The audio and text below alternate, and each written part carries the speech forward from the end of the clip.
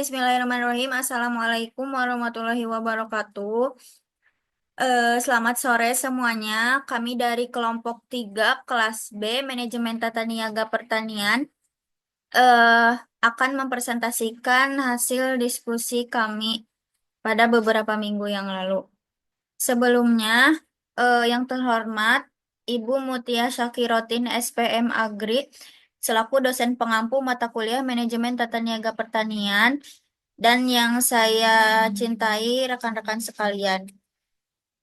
Sebelum masuk kepada pematerian, izinkan kami memperkenalkan anggota kami terlebih dahulu. Ada saya sendiri, Manisa Agustia Anggraini dengan NPM akhir 085. Lalu ada Muhammad Raihan Baihaqi dengan NPM akhir 136. Lalu ada Ramdan Hidayat dan ada Ivan Muhammad Gunawan dengan NPM akhir 151. Lalu ada Edwin Al-Habsi dengan NPM akhir 142. Topik pembahasan pada diskusi kami yaitu ada satu lokasi penelitian, dua analisis, tiga data hasil wawancara, lalu empat ada kesimpulan. Yang pertama akan disampaikan oleh saya sendiri.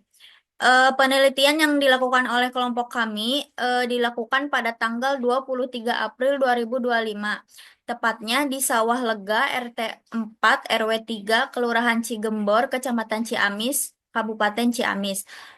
Lokasi tersebut dipilih oleh kelompok 3 karena di daerah tersebut terdapat petani padi yang sedang melakukan panen padi yang memudahkan kelompok 3 melakukan wawancara terhadap petani.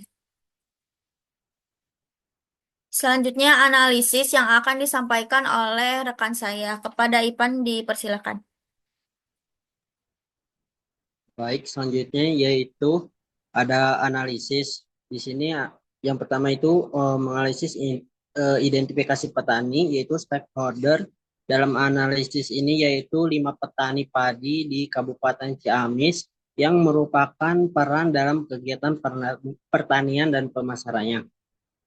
Dalam usahanya banyak tantangan yang dihadapi petani padi, diantaranya yaitu ada fluktuasi harga, pasaran yang terbatas, akses terbatas terhadap pembiayaan dan teknologi, perubahan iklim dan serangan hama, dan keterbatasan regenerasi petani muda. Untuk selanjutnya itu untuk strategi pemasaran yang dilakukan petani padi di Kabupaten Ciamis yaitu rata-rata melakukan penjualan ke distributor dan dijual ke pasar langsung dengan aspek harga jual, akses yang mudah, resiko yang kecil dan waktu dan tenaga yang lebih efisien, maka rantai dalam sistem tata niaga berupa berupa petani padi sebagai produsen, kemudian dilanjut ke penggilingan padi, dilanjutkan lagi ke distributor sebagai penyebar beras ke pasar, dan pasar menjual langsung ke konsumen. Selanjutnya dilanjutkan oleh rekan saya.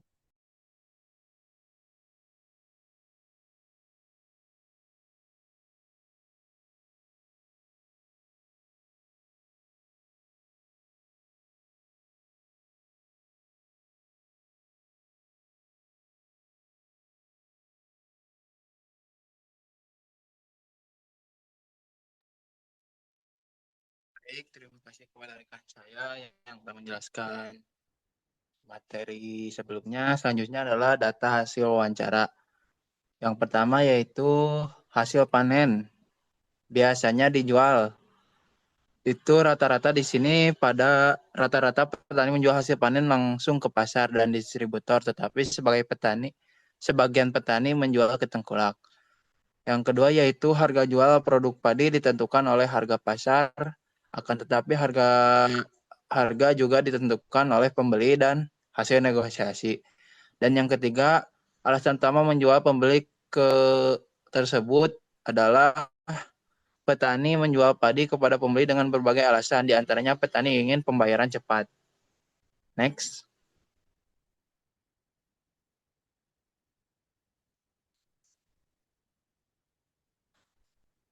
Nah, selanjutnya petani yang keempat yaitu petani mendapatkan informasi harga pasar pada saat menjual produknya. Dan yang kelima, tantangan terbesar petani dalam pemasaran hasil panen adalah harga rendah. Yang keenam yaitu petani padi tersebut kebanyakan memiliki pembeli tetap pada setiap musim panen. Next. Next. Nah, yang ketujuh yaitu para petani menentukan masa panen dan penjualan padinya dari semua petani. Dan yang kedelapan, para petani belum pernah mendapatkan pelatihan pemasaran. Dan yang kesembilan, di daerah tersebut juga para petani pernah ikut dalam koperasi tani, tetapi tidak aktif.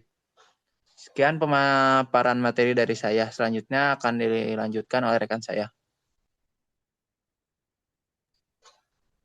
Baik, selanjutnya yaitu ada siapa saja sih yang paling diuntungkan dari hasil pertanian. Nah, jadi menurut petani, distributor lebih diuntungkan dalam penjualan hasil pertanian. Kemudian apa yang diharapkan dari sistem tata niaga ke depan untuk pertanian. Jadi petani mengharapkan sistem tata niaga ke depan untuk membuat harga penjualan yang lebih stabil. Kemudian eh, apakah ada penggunaan teknologi dalam pemasaran hasil tani? Nah, jadi sebagian petani hanya menggunakan HP untuk komunikasi penjualan dan juga sebagian petani lainnya itu tidak menggunakan teknologi sama sekali. Next.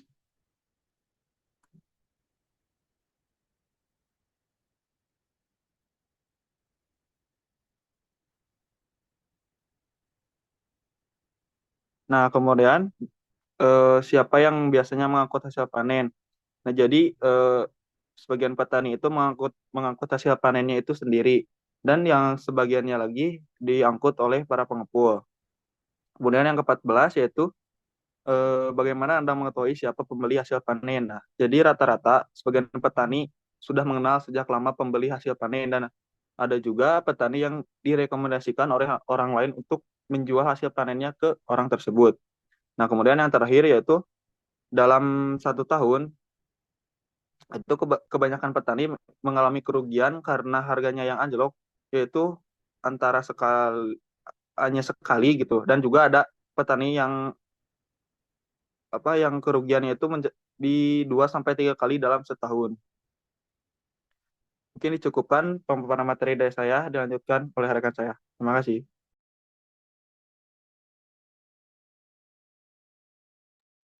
Materi selanjutnya akan disampaikan oleh Edwin. Kepada Edwin dipersilakan. Siap. Terima kasih kepada moderator yang telah memberikan waktunya. Selanjutnya adalah solusi dan penyelesaiannya. Mohon maaf, moderator. Nah, yang pertama solusi dan penyelesaiannya itu adalah pelatihan dan edukasi pemasarannya, yaitu adakan pelatihan rutin terkait strategi pemasaran, penetapan harga, branding produk, dan manajemen hasil panen agar petani lebih mandiri dan kompetitif dalam mengatasi tersebut. Nah, yang keduanya yaitu pemanfaatan teknologi digital. Dorong penggunaan aplikasi pertanian digital yang dapat membantu petani menjual produk, memantau harga, dan mendapatkan informasi secara real time. Nah, yang ketiganya adalah regenerasi petani muda. Dorong keterlibatan generasi muda melalui insentif pelatihan teknologi dan model bisnis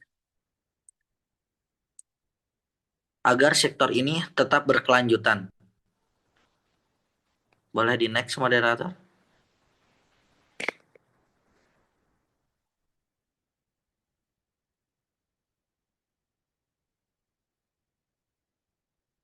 Baik, untuk kesimpulan dari materi hari ini yaitu berdasarkan hasil wawancara terhadap 5 petani padi di Kabupaten Ciamis, dapat disimpulkan bahwa petani menghadapi berbagai tantangan serius dalam proses produksi dan pemasaran hasil pertaniannya.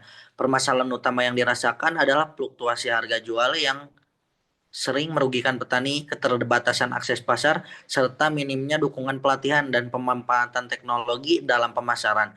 Sebagian besar petani masih mengandalkan metode konvensional dalam tata niaga, seperti menjual langsung ke distributor atau penggilingan padi. Selain itu juga rendahnya partisipasi dalam koperasi, dan tidak adanya pembeli tetap yang memberikan harga pasti, memperarah ketidakstabilan penghasilan mereka.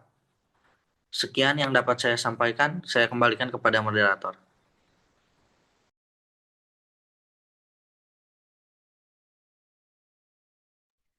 Baik, terima kasih kepada rekan-rekan saya yang telah menyampaikan materinya.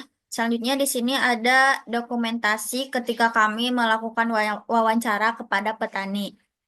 Bisa dilihat eh, kami melakukan wawancara kepada 5 petani di Kabupaten Ciamis ini.